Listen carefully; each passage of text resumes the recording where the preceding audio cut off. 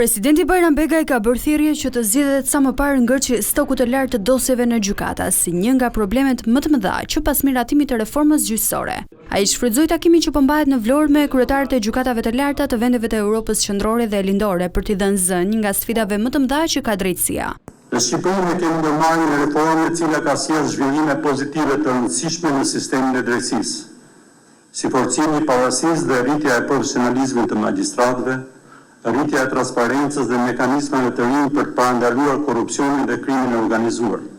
Megjithatë, sfidë kryesore mbetet numri i lartë i çështjeve të mbartura, të cilat kanë shkaktuar jo vetëm vonesa në dhënien e drejtësisë, por edhe drejt për së drejti, duke rënuar mbi qytetarët tanë.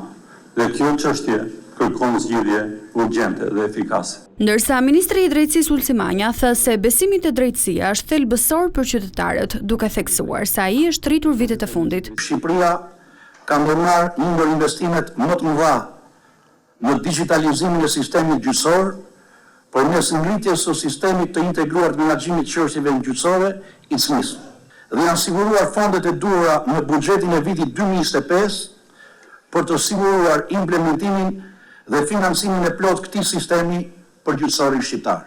Sigurojnë që brenda pak vitesh i tërë sistemi i drejtësisë të shërbehet nga sisteme moderne dhe të jetësoj i drejtësinë me impakt të drejt për publikun shqiptar. Në konferencë foli edhe David Campbell, kryetari i gjykatës Arizonas, i cili vlerësoi takimin si një mundësi për të shkëmbyer ide, zgjidhje dhe praktika.